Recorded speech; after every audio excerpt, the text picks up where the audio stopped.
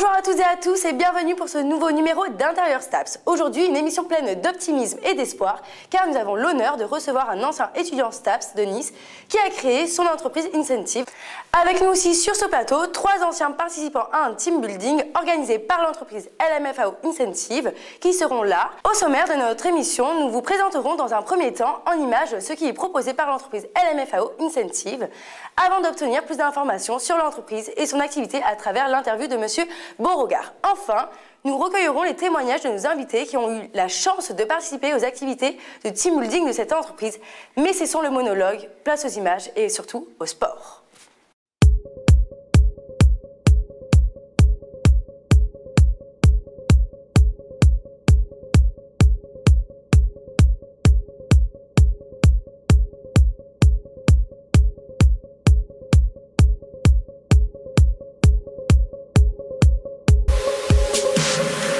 The night I laid my eyes on you, felt everything around me move.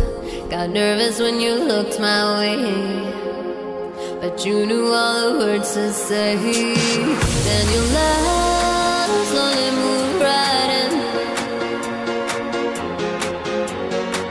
All this time, oh my love, where you been?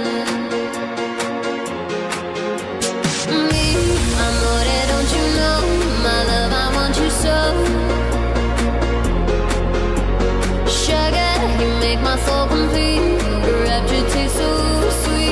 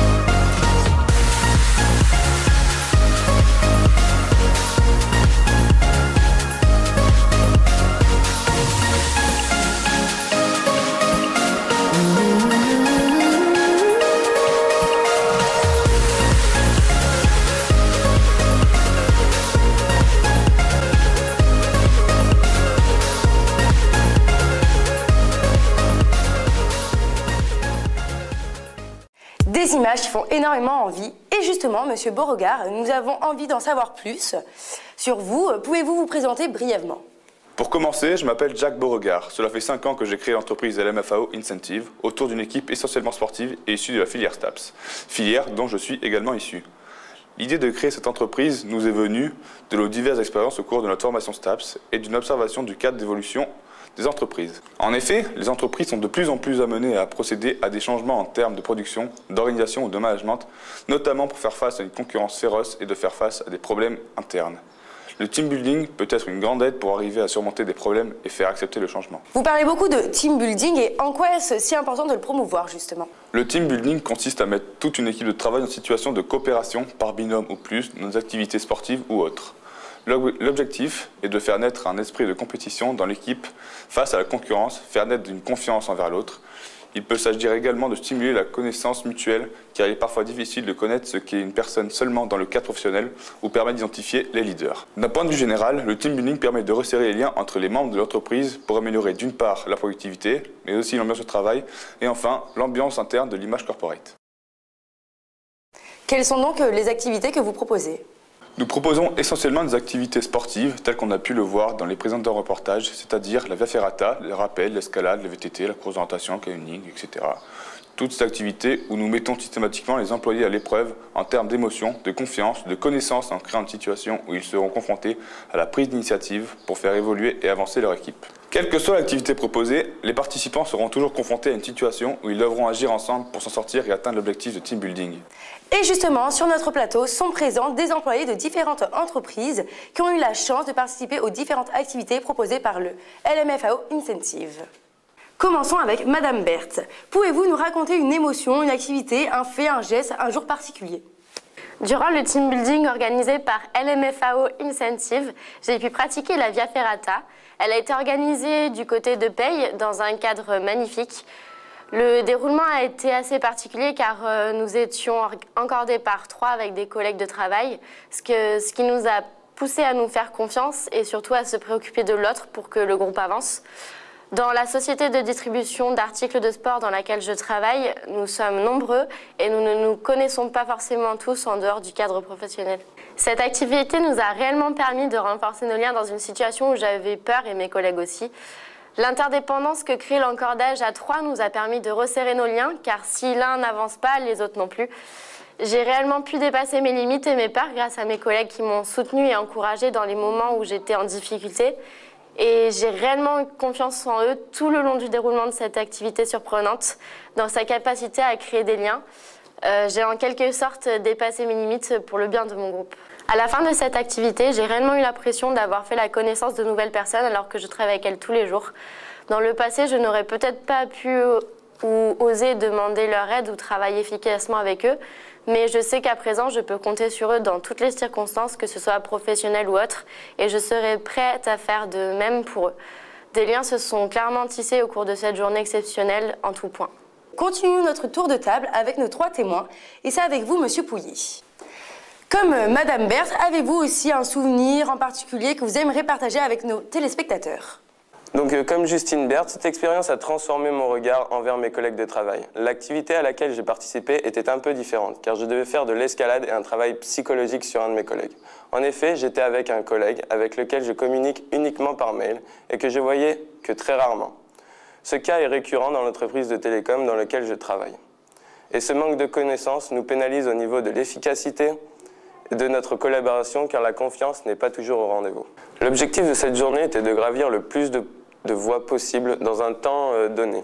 L'un assurait l'autre et ainsi de suite. Je n'étais pas totalement convaincu par la capacité de cette activité à créer des liens entre nous, mais ce fut totalement le contraire. J'ai dû faire confiance à mon collègue qui a assuré en quelque sorte ma ligne de vie en me sécurisant dans la montée et dans la descente de la paroi.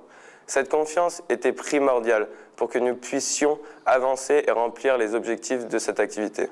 Le travail psychologique à la fin de l'activité était là pour nous permettre d'analyser la personne avec qui nous avons évolué et d'évoquer ce que l'on pensait d'elle. Ce travail psychologique qui a été fait nous a également permis d'avoir un regard objectif l'un sur l'autre, ce qui a été émouvant et enrichissant.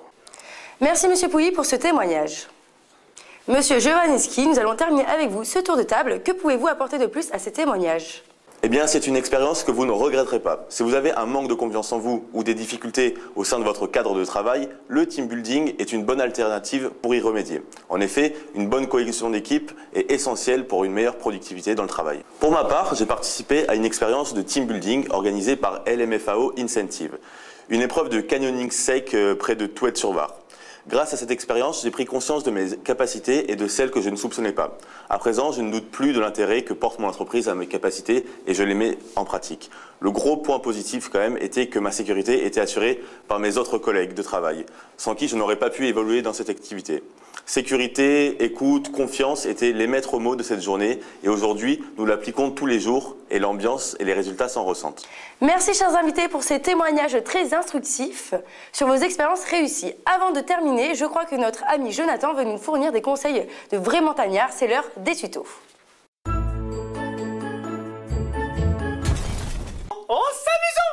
Et aujourd'hui, je vais vous apprendre à vous équiper pour aller faire une randonnée avec tous vos charmants petits copains. Oh super, j'adore le concept, une journée avec les amis du Skema, ça va être trop de la balle! Non! On s'en fout de ta vie, on en a rien à faire que tes pieds de Gilbo passent son temps avec des cons. Moi mes potes, ce sont lui et lui. Bah!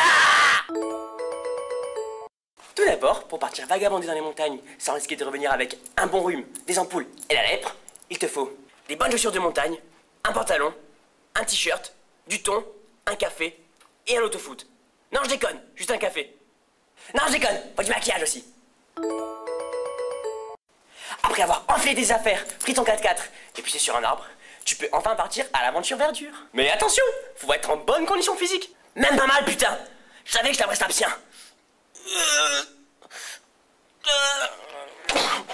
Bon, passons cette humiliation et parlons de toi.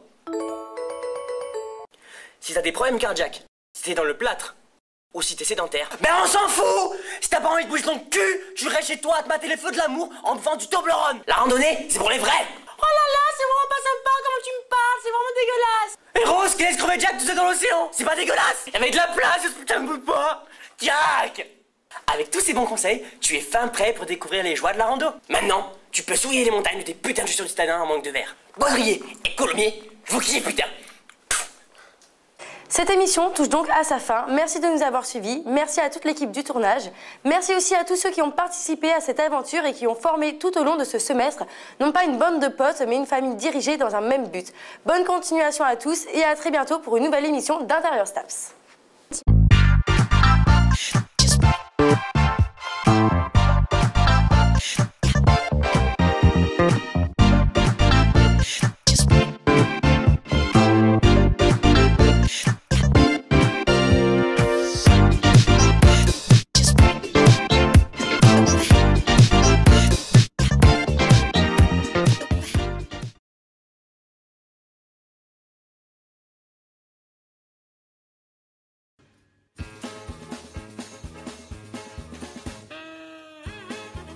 Non!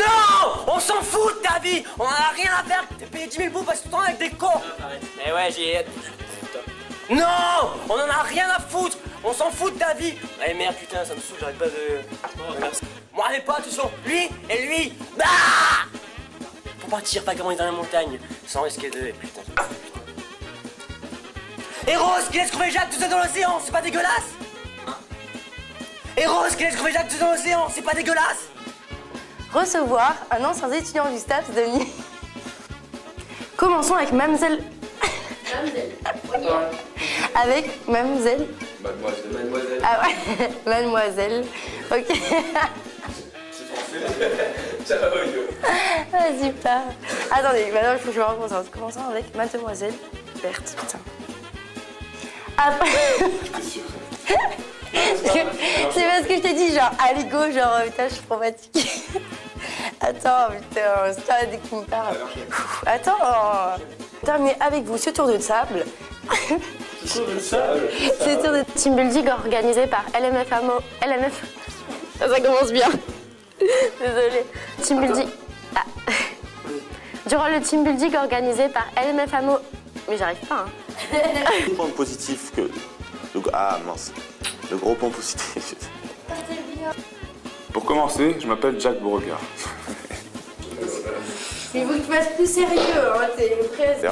De l'image corporate. J'arrive pas à lire une virgule, ça me saoule. Situation où ils devront agir ensemble pour s'en sortir et atteindre leur objectif de team building. T'as parlé. Tu te rends bien ou pas?